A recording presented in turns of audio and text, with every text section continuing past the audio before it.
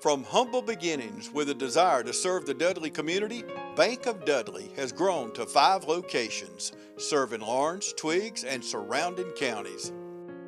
Serving our community since 1905, the Bank of Dudley is looking forward to its 2nd century of community banking.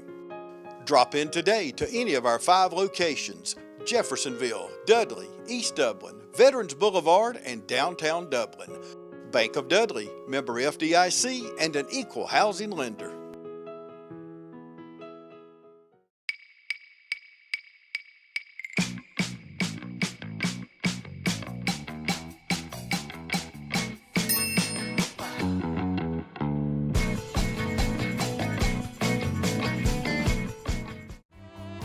If you're in the market for affordable transportation, come into Dublin Auto Sales. Getting to work, school, or around town every day requires dependable transportation, and that's what you'll find at Dublin Auto Sales. We offer in-house financing too, so credit is never an issue. See Wayne Kemp or any of his friendly staff, Billy Topping, Alan Fields, and TJ DeRochi. Look for Dublin Auto Sales at 606 East Jackson Street and 511 North Jefferson, where you'll find a great deal. Dublin Auto Sales, affordable transportation you can count on.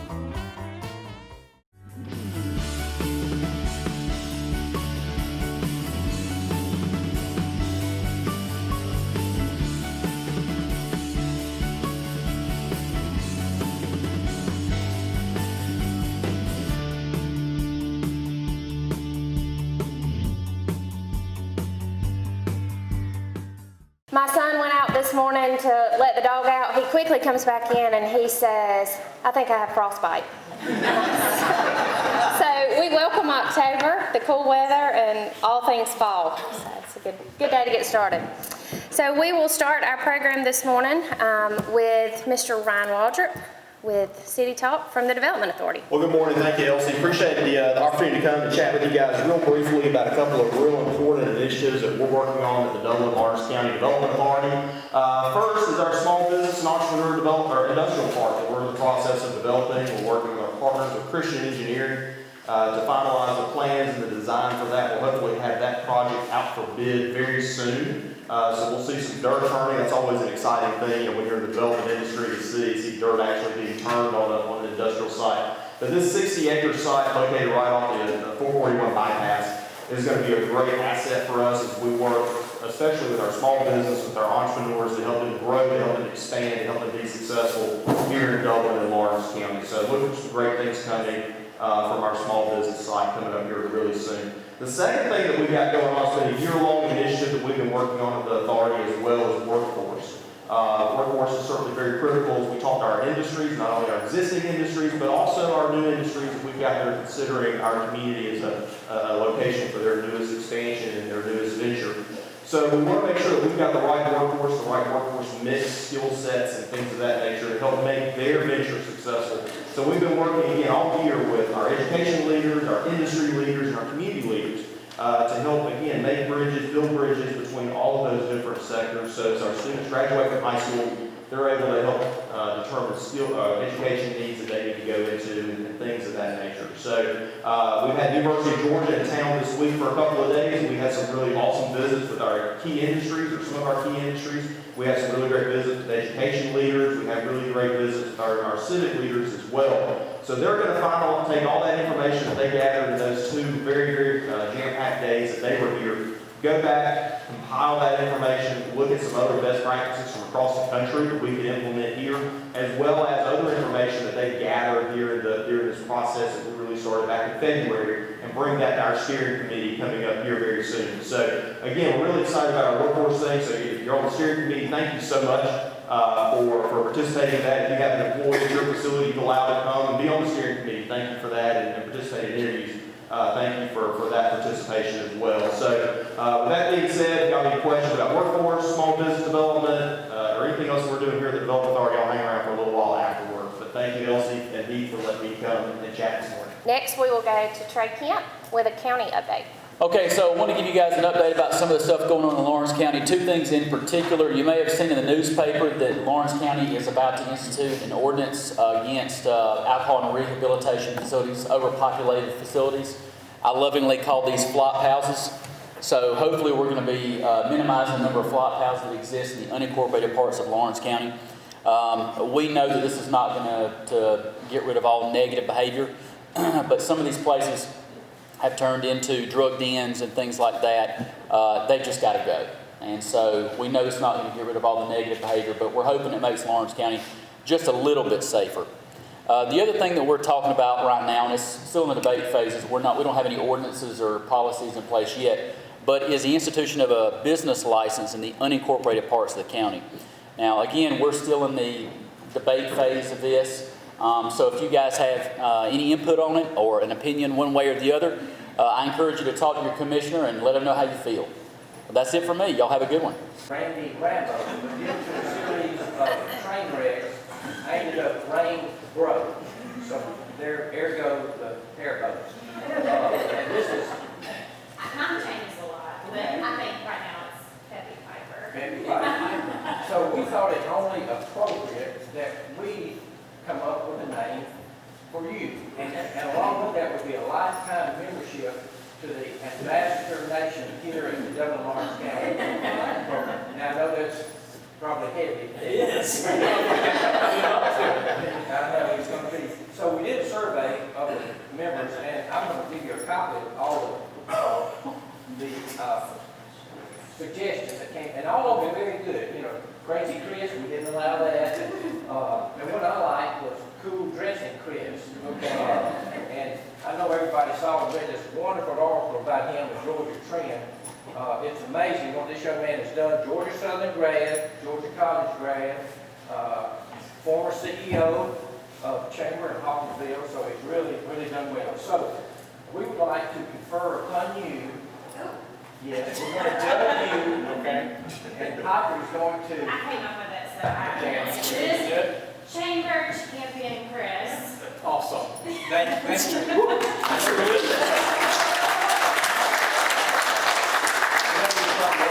can't say anything right now, but we welcome you to the Ambassador Nation.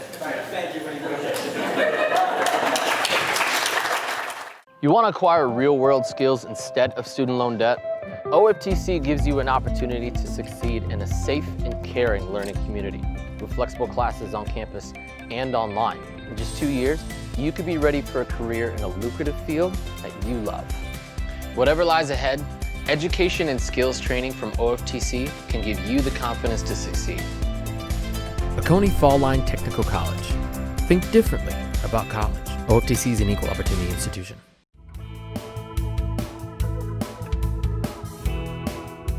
There's a lot of misconceptions about pre-existing conditions. Pre-existing condition can be covered right away. The first day that you have the policy, on the effective date of your health insurance policy, pre-existing condition is covered. Maternity care is covered right away. In the old days, a person would have to pay extra to have maternity coverage. There's no charge, no additional charge on your health insurance premium for maternity care. And that once a year exam that all of us do not want to go have with the doctor, it's covered at 100%. Preventive care and wellness exams are covered at 100%.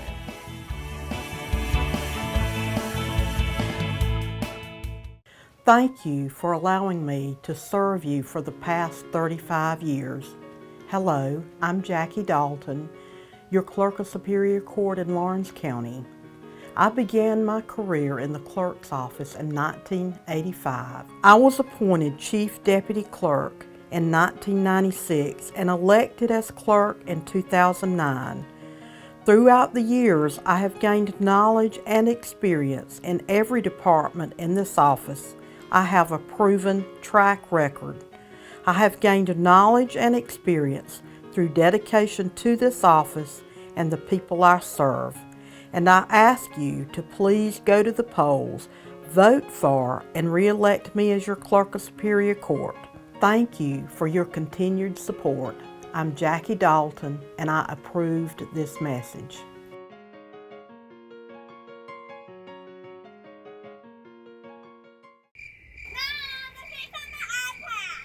Did you look in the media room?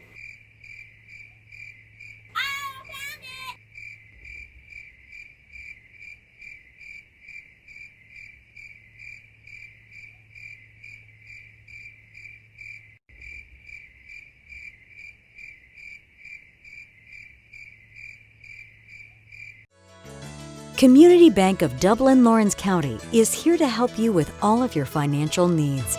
Our team knows what it takes to make life easy and convenient and will help you get set up with our mobile and online banking.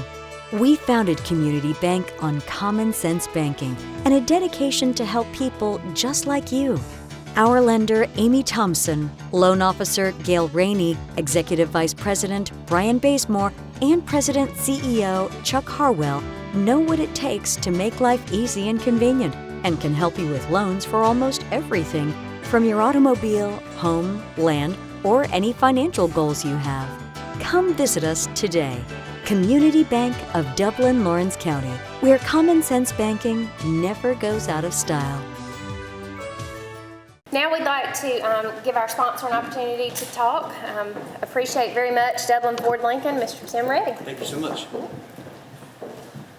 Well, guys, I really appreciate everybody being here. I appreciate our guest speaker coming in to share some good information with everyone. It's been a wonderful, wonderful year in so many ways, even though we've had a lot of challenges, that we've had to face as a community. But I just want to thank everyone for their support. I want to thank you for being there for each other and being there for your families during these troubling times. But I know that there's a lot of positive things coming our way if we just keep pushing and doing our best. Some exciting things with Ford.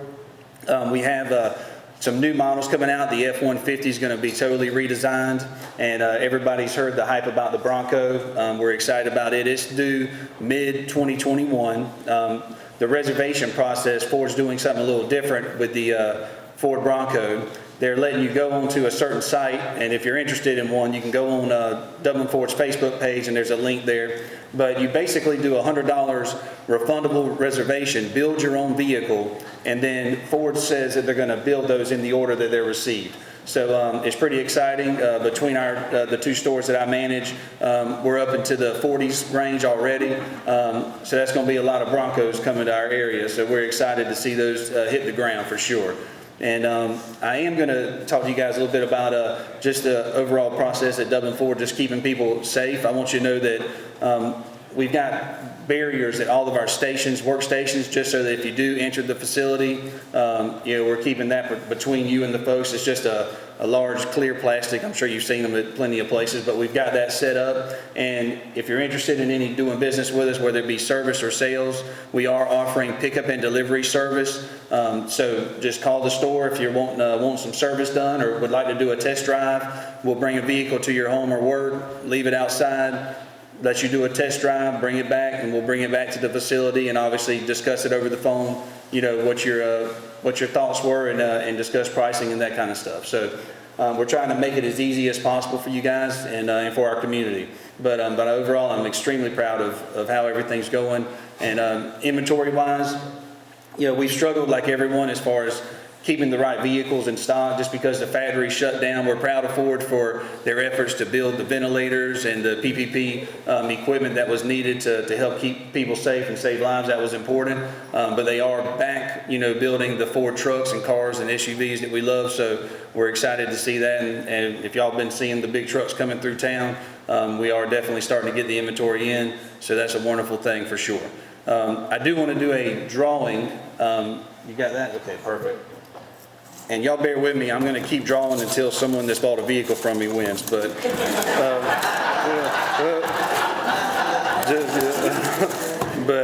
but that being said, we got us a nice Yeti bag cooler back there. So hopefully that'll come in handy with some football games and grilling out and traveling and stuff. Let's see here. All right, I don't know how many I need to say, so I'll read the whole thing. But we've got 363494. All right, congratulations.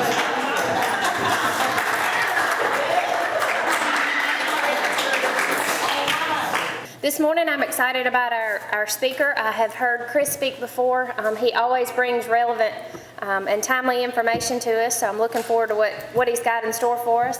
He is a Georgia native. He is president and CEO of the Georgia Chamber of Commerce. He received his bachelor's degree from Georgia Southern and his master's degree in public administration from Georgia College and State University. Prior to joining the Chamber, he served as commissioner for the Georgia Department of Natural Resources and deputy commissioner for the Department of Economic Development. He's a graduate of Leadership Georgia and has been consistently named one of Georgia Trends magazine's 100 most influential Georgians and one of Atlanta Business Chronicle's most influential Atlantans. It was a long drive from Peachtree City this morning, but it got me up and going early, so I'm full for the rest of the day today. Heath asked me to come down and spend a little bit of time talking to you, and I appreciate the opportunity to talk to you in person. In a normal year, I give about 150 or 60 talks around the state of Georgia, and being locked up at home has not been the best use of my abilities, and I've not done well there. I've given this presentation probably 50 times on Zoom. I am sick and tired of Zoom, probably as much as you guys are, so thank you for letting me come down this morning. I appreciate it. What Heath asked me to do is to spend a few minutes and talk to you about kind of where the economy has been, where we are today, but more importantly, where we're going and where the opportunities are for your business. Now, let me start by giving you a little bit of an overview here. We're not out of this yet.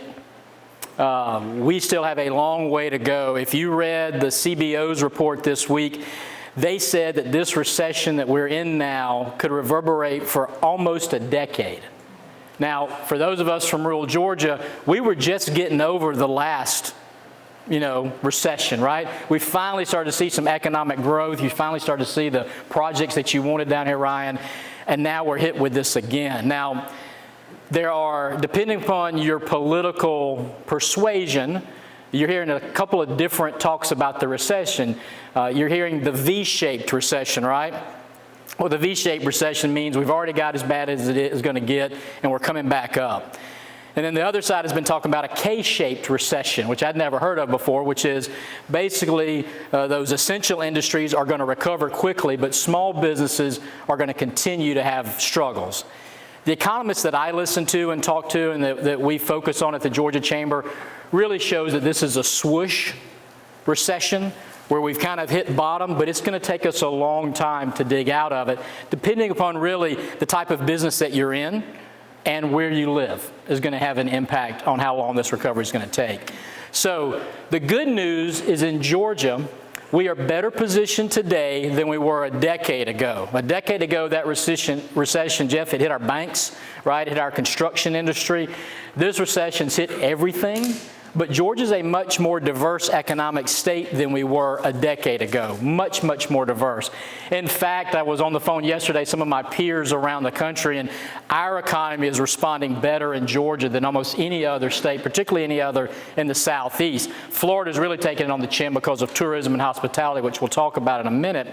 But we're much better positioned. In fact, Governor Kemp announced yesterday that we had 10,000 new jobs announced in Georgia just in the last quarter. That's a phenomenal number. And we had the Deputy Commissioner of Economic Development on last week. He said we have more projects in the pipeline in Georgia than we've seen in almost a decade. And so while things have closed down, some of those projects that are out there fit really well with Georgia's economy right now. And we'll talk a little bit about that in a minute. Hi, I'm Anna Grace Myers from Myers Equipment and Supply, inviting you to come in today and see our full line of Can-Am products. For those who live for the challenges of off-road life, we've got what you're looking for. Remember, there's a Can-Am waiting for you at Myers Equipment and Supply, 301 North Jefferson in Dublin. What makes C21 Durden Cornegay the #1 realty group in the area? First off, we sell more homes, and our team of agents works harder than any other realty brokerage. Buying or selling a home can be made easy with our professionals, so make the #1 choice in your real estate agent. Century 21 Durden and Cornegay Realty. For more information, log on to c21dublin.com or call us at 272-1535. Portions of this program are brought to you by CurePoint Cancer Treatment, 2406 Bellevue Road in Dublin. At CurePoint Cancer Treatment, we're bringing you state-of-the-art cancer treatment right here at home. CurePoint Cancer Treatment. Check us out on Facebook. You can't go wrong if you vote for my friend, Carolyn McCune. I am the best choice for the Lawrence County Clerk of Superior Court. Whatever Carolyn sets her mind to do, she can do it. I have the transferable experience I have the knowledge. She tells me she's going to do something, and she follows through. I am a community servant. I want to serve you all. You all are my constituents. You hire me, so I'm going to do the best possible job for all of Lawrence County. Not one sector, but all of Lawrence County. I would gladly endorse her for this position. I am Carolyn McLendon McCune, your next clerk of Superior Court of Lawrence County. I am cautiously optimistic about our recovery opportunity in Georgia. I'm very concerned, as I'll talk now about, is a few individual sectors of the economy that are really taking it on the chin, and it's going to take a while. So I want to talk about those and then talk about kind of how we move forward, not just as a state, but particularly as a community as well, particularly as a rural community. Everybody good? You with me so far? All right, I'm going to show you a lot of different statistics. We'll move through them pretty quick here, but the most important is what Governor Kemp has asked you to do. Continue to do it. Wear the mask, wash your hands, socially distance. One of the things that we've launched, particularly for those companies that have high contact with consumers, is a training program. You can go to our website, and there's training available for your employees that's updated every time the governor or the CDC updates their requirements for businesses. And so one of the things that we've learned from all the research is, yes, consumers want to see masks. They want to see the plexiglass, right? They want to see hand sanitizing stations. That's a psychological thing. And they want to see a sticker or some indication that your employees have been trained in how to protect them. Because at the end of the day, you got to protect your customers, your clients, your employees, right? I've been saying since April, I don't care what business you're in, every business is now in the health and wellness business. And you will be going forward. So get used to this quote-unquote new normal. So talked a little bit about the economy.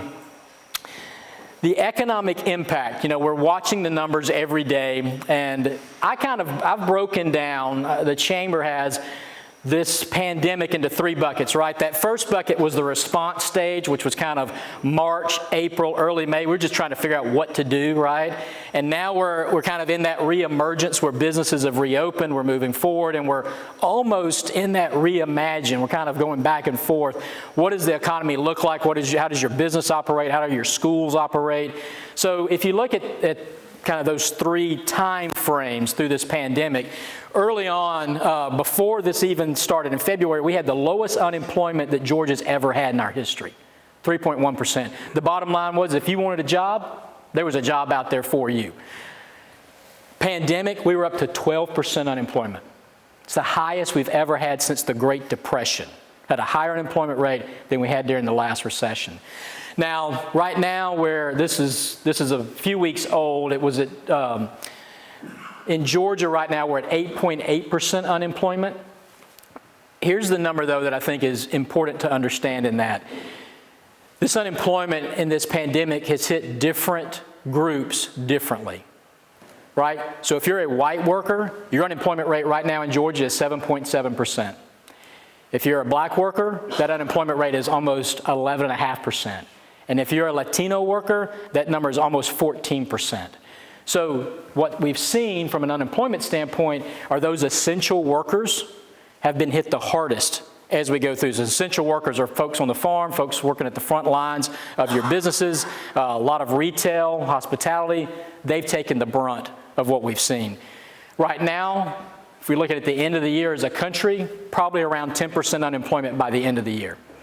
I think that unemployment rate is going to be over 7%, definitely in the first couple of quarters of next year. So unemployment has hit us. There are two industry sectors in particular that have been hit hard in Georgia. And unfortunately, a lot of those are the core memberships of chambers, and that's hospitality and retail. So look at hospitality for a moment. In those early days in March and April, y'all, we lost half of all the hospitality jobs in America. A half of them. Here's another number that I don't think is getting enough attention. Anybody here have a Zoomer?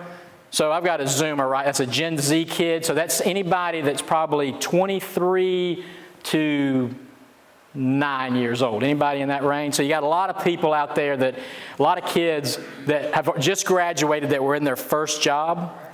90% of Generation Z lost their job during the pandemic, 90%. So now you've got a whole generation of workers who the first job they ever had, they lost right away. Psychologically, that's going to have an impact long term. So we lost a lot of hospitality jobs. 41% of hospitality CEOs say they don't know that they'll ever reopen. This includes our hospitality here. These numbers also include the airline industry.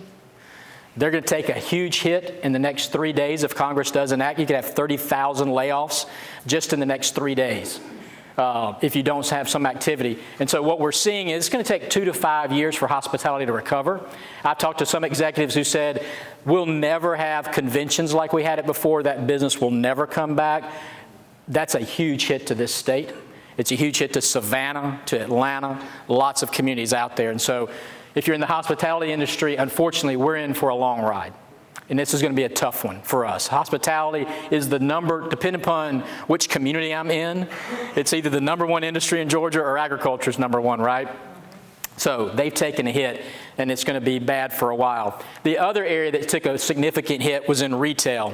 Now, in that early days of COVID, you had 250,000 brick and mortar retail stores closed in the United States. 250,000. Now, in Georgia, I'm happy to tell you today, 91% of our retail businesses have reopened, okay? Those 9% that haven't, probably at this point never will. The market's just absorbed what's been out there. And unfortunately, or fortunately, depending on how you want to look at it, consumer behavior has changed dramatically. It's been accelerated. And we've seen a growth, and we'll talk about this in a minute, of online retail significantly. Here's the bigger issue, and I've been talking about this for literally before pandemic, a year and a half ago I started talking about this. Consumer behaviors were changing anyway. We were going to lose 100,000 brick and mortar stores in the U.S. over the next decade. That's now been compressed into the next 3 to 5 years. And so for those of you that have got brick and mortar retail out there, you are being disrupted in an incredible way. And if you don't build out your online portfolio, if you don't figure out how to take cashless payments, you're going to be left behind. Now, you've got an opportunity, right? You've got a niche here. You can figure it out. There's plenty of resources out there for you, but we need to be concerned about the future of retail. Here's one of the bigger concerns. Listen, when you buy on Amazon, and that's fine, we do it too, right? There's always a box outside our door. You're not getting that local tax dollars that are building back your roads. And so I appreciate the work that Heath and you guys do here to buy local. I'll just tell you, you need to rethink, reimagine, and put that on steroids as you go forward. And you need to make sure that there's a process in place to help those businesses long term. So that's kind of where a couple of areas. Here's where we are as of a week and a half ago in Georgia. We've had 22% of all of our businesses in Georgia still haven't reopened. Now, how does that break down? It breaks down 24% of our restaurants are still closed, 20% of arts and entertainment, 40% of our bars, and about 20% of our health and beauty facilities. And again, I don't know that they'll ever reopen. There was a report I listened to on the way down this morning that said as much as 58% of all the bars in America will never reopen. Now, if you like going to a bar, that's bad news. If you don't, I guess it's okay. But what I worry about is most of those facilities in the U.S., they're mom and pop owned. And so that's here's another hit to the long-term economic recovery for the country. Ep Lake and the staff at Lakes Alignment has been serving Lawrence and surrounding counties since 1954. Offering you the best in suspension, alignment, and tire services. And now Ep and Lisa Lake are proud to announce the addition of Neil Harden and our 24-hour truck, trailer, and tire repair facility with state-of-the-art equipment. Lake's tire facility is conveniently located to I-16 and all roads throughout Middle Georgia. Call on us 24 hours a day, 7 days a week for truck, trailer, and tire repair. Call 272-4230. Serving the Southeast for over 65 years. Lakes Alignment, and now 24-hour truck, trailer, and tire repair. First Lawrence Bank invites you to experience banking at its best. Whether you have personal or business needs, we're a full-service bank big enough to handle all of your banking needs and small enough to provide you with that personal touch you've grown to expect from a community bank like First Lawrence Bank. Looking forward to your future. That's First Lawrence Bank in Dublin and Dexter, member FDIC. It's nothing personal. It's just business. Hello? That's how some people do things. Right away.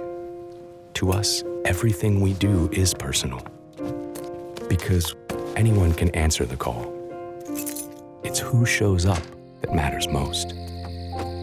That's the quality of your independent agent and the company that stands behind them. Ask Curry Maffitt Insurance in Dublin if auto owners make sense for you. What is working, what's not working, here's my last kind of slide on this part of it. We've seen a huge increase in healthcare worker demand that will continue. If you got a kid trying to figure out what to do with their lives, healthcare, healthcare, healthcare. Now, this isn't just because of COVID, right? This is because of all the gray hair that Jeff and I are getting, right? You got all these baby boomers that are retiring, and they need, I mean, it's a huge number, 10,000 baby boomers retire a day. They need that healthcare workers. This has just expedited that demand. What's weird, though, and what is worth watching are some of these jobs of the future that we've been talking about for a long time. That demand was down considerably in the second quarter. Healthcare numbers are up. Technical degrees are up. Those jobs where you work with your hands, those are in high demand right now. But those higher tech jobs have really gone down. So watch the economy over the next month and a half to see how those jobs return. And I think that's going to tell us a lot about what the recovery is going to look like. So what do we do about this? If we know that there's some industry sectors out there that are trouble, we know there's some that are going to work well. What do we do? Well, since April, we've been recommending and suggesting that we have 3 different approaches to this. One is a national strategy, right?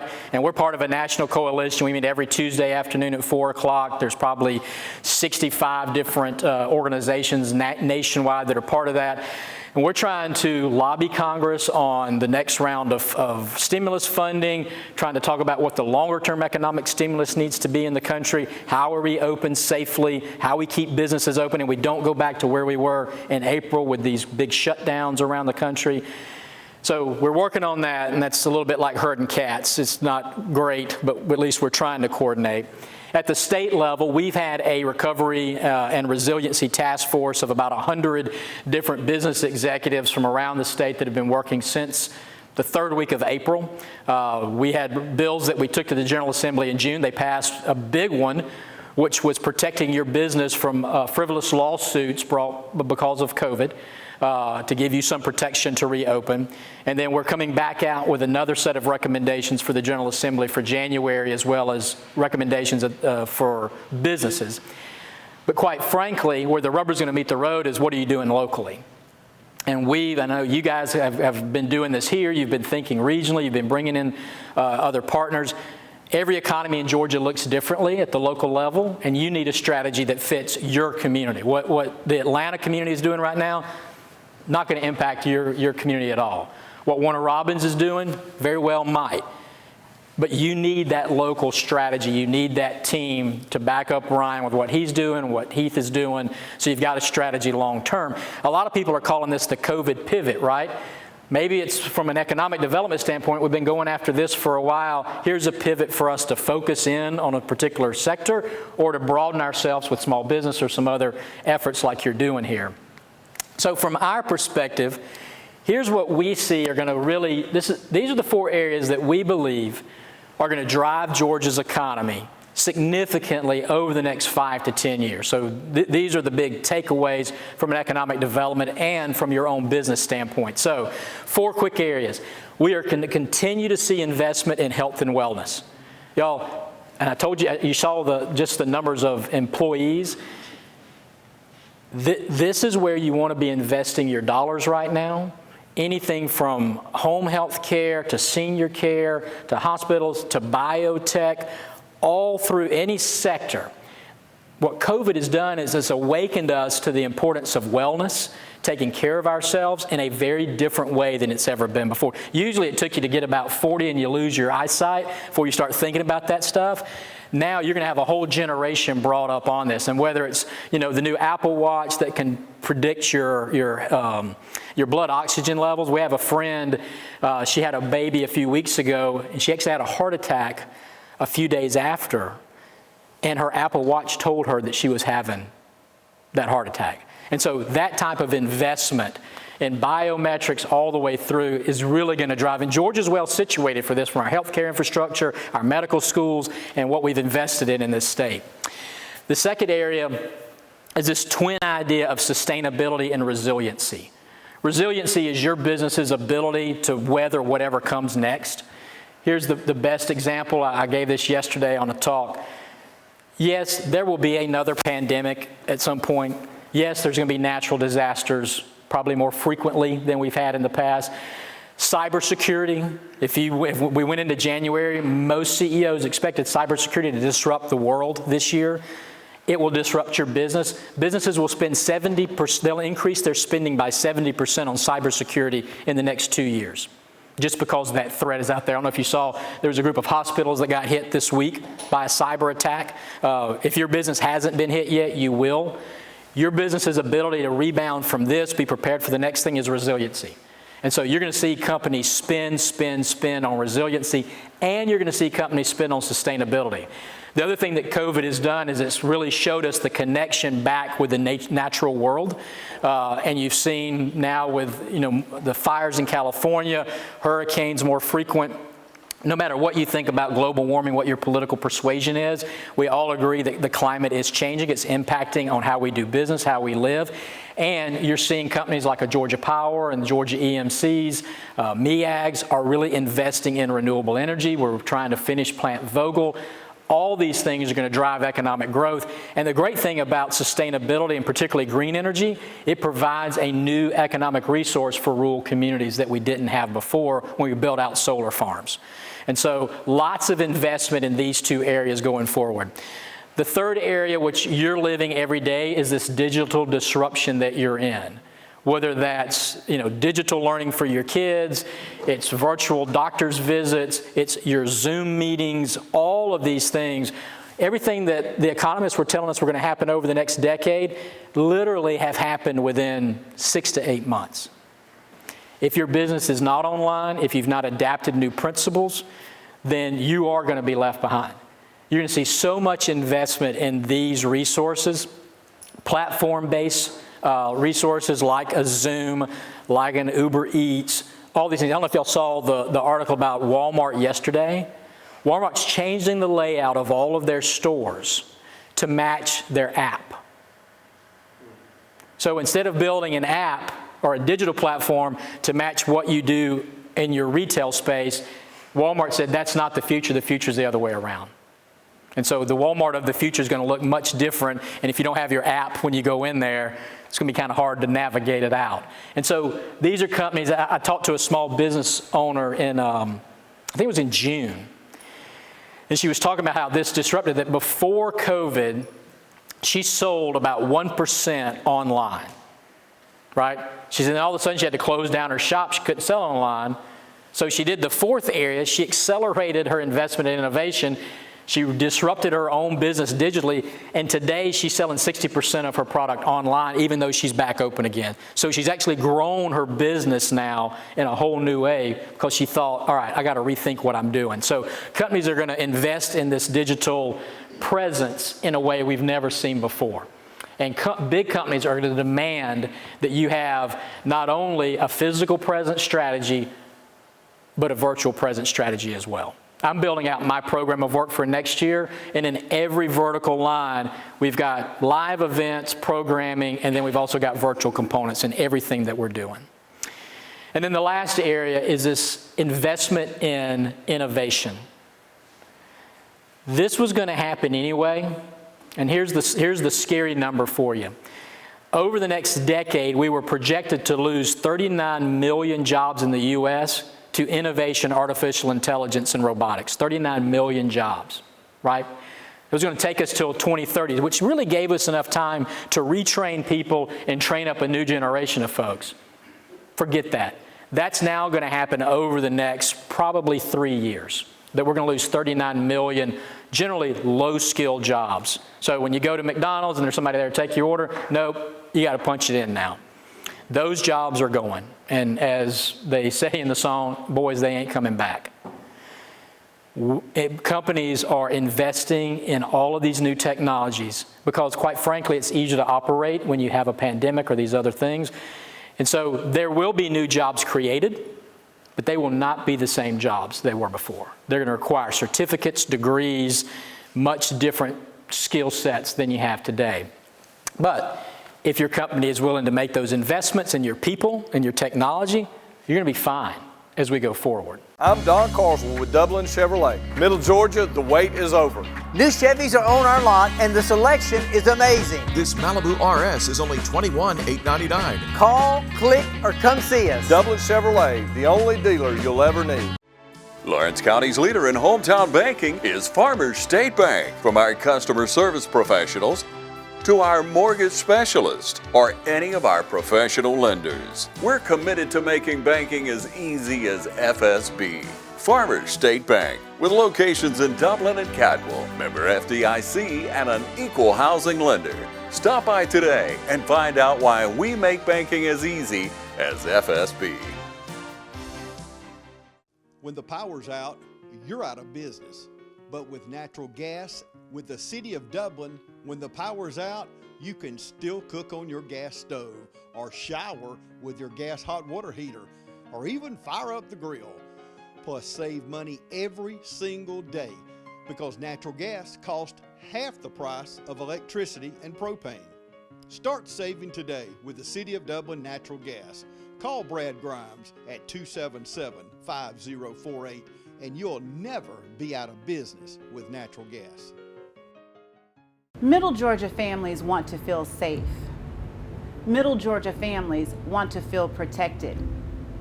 Middle Georgia families want to feel secure in their own homes. Over 1,000. That's the number of open, unresolved, and unprosecuted cases that our current district attorney has sitting on his desk. 11. That's the number of child sexual assault and sexual abuse cases our current district attorney has dismissed in one county alone, where one child sexual abuser was able to go free and molest yet another child. 12. That's the number of open and unresolved child sexual abuse and sexual assault cases our current district attorney has in one county alone. 0.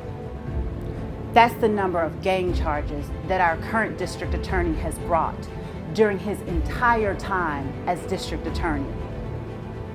I'm Adrienne Love, and I'm a proud Soperton native. I have prosecuted over 100 gang charges during my career. I've successfully headed a gang unit. I have won the last murder cases that I've tried. I've won the last child sexual abuse cases that I've tried. Our current district attorney cannot say the same thing. It is time to start protecting Middle Georgia families by electing me, Adrienne Love, as our next district attorney.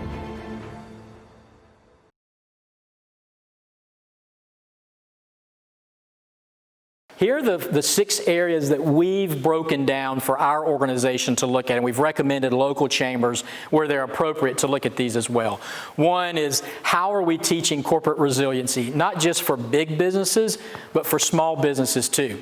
You know, I did a cybersecurity event last year, and it was great. We had a woman had a small 3-person business, and she says, how often should I change my password on all of my platforms? And I had this big cybersecurity guy up there, and he goes, well, ma'am, how often do you change them now? And she goes, well, 2008. And I thought the guy was going to pass out, right? He goes, ma'am, you should change those passwords about every 2 weeks, right? And so what are you doing to be more resilient? Where are you investing? How are you thinking long term? We have to reteach companies to think this way, particularly to how we help our small businesses. Second area is innovation and infrastructure. If Georgia's economy is going to be strong in the future, we've got to be producing more patents. We rank 32nd in patent production, rank 32nd in R&D investment in Georgia. We've got to get much better in both of those sectors out there. And the other thing is we've got to build out the infrastructure to be successful long term. I've been part of a task force now for the last year with members of the General Assembly looking at how we improve our freight and logistics network in Georgia, which is the ports, our airports, our railways, particularly our railways. Y'all, Georgia needs to invest $2.5 billion a year for 30 years just to keep up with what's happening today in the economy. $2.5 billion a year. That doesn't count the new $1 billion bridge in Savannah to get so these new Panamax ships can get to the port. That doesn't include building out broadband. There's another number that needs to be invested out there. And so we've got some hard discussions to have in the state, and you've got some discussion you have to have locally. Third is, I showed you those numbers a minute ago. We're worried about small businesses. What are you doing to help small businesses survive? How are you creating, more to the point, an entrepreneurial ecosystem that drives economic growth long term? I personally believe that we need a system in this state of maker spaces and incubators that are within driving distance of every Georgian so that if they want to start their own business, there's a resource there to help them do that. They've done it in Warner Robins, they've done it in Macon, they've done it in Savannah. Communities that are really thinking about the future are building these spaces out, and spaces not much bigger than this building right here, so that no matter if it's a young person wanting to start their own business or somebody that's got a second career or a great idea, there's a vehicle there to help them do that. And the other part of this too that I don't want to diminish, we need better entrepreneurial education in our school system. These kids, this Generation Z, 40 to 50% of them will end up being entrepreneurs. Maybe not traditional entrepreneurs where they have their own brick and mortar store, but where they're doing a gig over here and a gig over here and a job over here and a job over here. In essence, you're an entrepreneur at that point, right?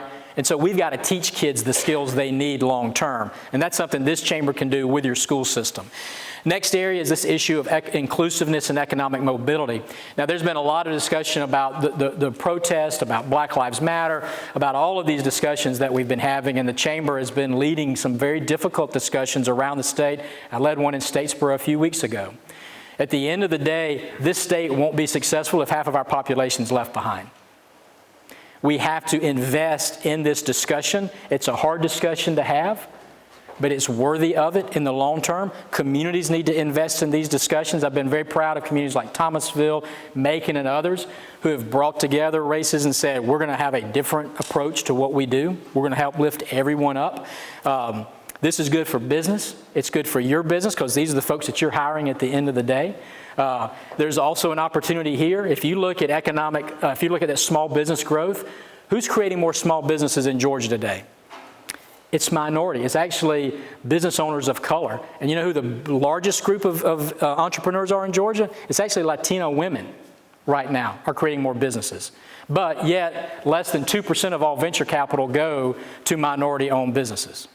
And so we've got to talk about social capital, we've got to talk about financial capital, we have to have a hard discussion about human capital and making sure that we're lifting everyone up. Communities that don't want to have this discussion, I'm going to tell you, you're going to be left behind in the long run. And so we're going to help lead it, and I hope that you guys have that here. Talent and upskilling, I just told you those numbers a minute ago. We've got to get people a new set of skills, reskill people, upskill people, lifelong learning. It used to be enough that you went to school, got your degree, you were as smart as you were ever going to be, every skill you ever needed. It's not the case anymore. Most people are now telling us you need an update of your skills every 6 months for this new economy. I don't know how many of you are doing that every 6 months, but that's what the world's looking like. And lastly, for those of us in rural communities, this rural recovery is going to need a little extra at the end of the day. And so I know I'm about to run out of time here. I want to leave time for questions. Skip this one. So what do you do locally? Here are my recommendations for you. One, convene and bring people together. And don't be afraid to address those systemic issues. COVID's kind of given us the right to say, we've got a transportation issue, let's deal with it. We've got a race issue, let's deal with it. We've got an education issue, time to deal with it. This is called the Great COVID Pivot. You can pivot to some of these hard discussions that you haven't had before. Think regionally. I applaud Heath for bringing his peers from around this region together. Because listen, does anybody here get all of your customers from Dublin's Loran County? No. All your workers come from here? Probably not. You got to think regionally, and so I commend you, Heath, for that. Advocate, educate on these safety measures. As Governor Kemp said yesterday, he doesn't see these. He said, get used to this order. I don't see this going away anytime soon. Particularly with what we've seen in Europe right now with the spikes that are out there. I had a CDC executive on yesterday with me, and I asked I actually had the president of Emory on the day before, so two virtual meetings the last 2 days, and I asked both of them, tell me about this vaccine. When can I go to the doctor and get my vaccine? And he said, quite frankly, it's probably going to be November of next year before there's a vaccine available for you. Now, if you're a healthcare worker, you probably can get one in the spring. So it's going to take at least a year just to build out the system, figure out which one's most effective, what works for you, and then get it out in the system. And that's the head of Emory and the head of the CDC. And then lastly, do what you've been doing all through this, is communicate with each other.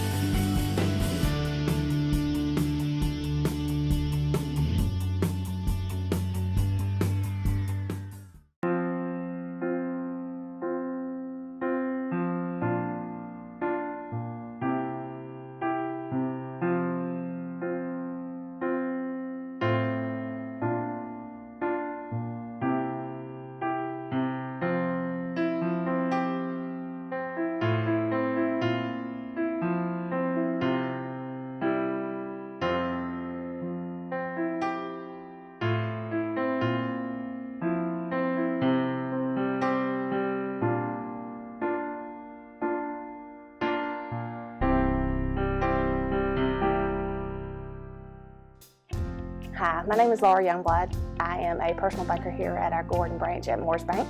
We just want to say how wonderful our customers are and thank you for Banking Blue. Hi, I'm Amber Shepard and I work in Human Resources in Dublin. Thank you for Banking Blue. Hey, good afternoon everyone. My name is Steve Lacey. I'm a commercial lender here at our Highway 96 branch in Warner Robins, Georgia. We just want to take the time right now to thank you guys for Banking Blue. We appreciate you. Hi, I'm Tracy McSwain and I'm in the mortgage department in our gray office. I just want to make sure our customers know how much we really appreciate them and to thank them for Banking Blue. Hey, I'm Nicole Johnson and I work with customer service for Morris Bank in Dublin, and I just want to say thank you to all our customers and thank you for Banking Blue. Hey, I'm Denise Griffin with Morris Bank in Gray, Georgia in customer service.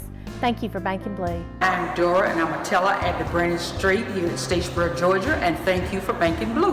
Hello, my name is Zach Giddens. I work in commercial lending in Warner Robins for Morris Bank, and thank you for Banking Blue. I'm Melissa Wilson and I work in customer service at Morris Bank in Gordon, Georgia. We appreciate your business and thank you for Banking Blue. Hi, I'm Julie Lewis and I work in the credit department in Dublin, Georgia. Thank you for Banking Blue. Hi, my name is Rhonda Porter. I'm a teller here at the Gray Branch. I just want to thank all of our customers for banking with us and thank you for Banking Blue. I'm Crystal and I work in the customer service department in Statesboro, Georgia. Thank you for Banking Blue. Hi, I'm Tracy Silva. I'm a customer service rep in Warner Robins, Georgia, and thank you for Banking Blue. Hi, my name is Cliff Wilds. I'm a commercial lender in Statesboro, Georgia. Thank you for Banking Blue. Hey, I'm Carly Curry. I'm a commercial personal banker in downtown Dublin. Thanks for Banking Blue. Hello everyone, I'm Steve Williams. I'm a commercial lender with Morris Bank. And guys, we are just so excited to have you as a customer. We want to thank you guys for allowing us to serve you during the SBA PP loan process. And thank you so much for just Banking Blue. I'm Gina Willis. I'm a teller at Brooklet Branch. Thank you for banking blue. Vanessa Robertson in the IT department located in Dublin, Georgia. Thank you for banking blue. Hi, I'm Leah Arnold, the customer service representative here in Statesboro, Georgia. Thank you for banking blue. Hey, I'm Terry Golden. I work at the Brooklet Branch. Thank you for banking blue. Hi, I'm Sonia Alexander and I work in Human Resources in Dublin, Georgia. And I'd like to thank you for banking blue. Hi, my name is Roger Dutra and I'm the head teller here at the Mall Branch with Morris Bank. And I just want to say thank you for banking blue. Hi, my name is Ashley Watson. I'm a teller CSR at our Highway 96 branch and just wanted to stop by and thank you for banking blue. Hi, I'm Kim Kennedy and I work on the retail banking side of Morris Bank, and I just wanted to take a minute and thank you all for being our customer, and we appreciate you banking blue. This is Trey Kim from the credit department at Morris Bank. I'd like to thank you for banking blue. Hi, Megan Rowe, Deposit Ops. Thank you for banking blue. Hi, I'm Jessica Savage and I work in the lending department in Statesboro. Thank you for banking blue. This is Tanner Underwood from the Mall Branch. I would like to thank you for banking blue. Hello, I'm Angela Joyner, and I'm a customer service representative at our Veterans Branch. And we just want to say thank you for banking blue. We appreciate your business. Hey, I'm Ashlyn. I'm a teller at Statesboro, Maine. Thank you for banking blue. Hey, my name is Lacey Evans. I work at the Mall Branch in Dublin, Georgia. Thank you for banking blue. Hi, I'm Amanda Laracy and I work in the credit department in Dublin. Thank you so much for banking blue. Hi, I'm Spence Mullis, President and CEO of Morris Bank. On behalf of all of our 200 bankers in Middle and South Georgia, thank you for your business, but most importantly, thank you for banking blue.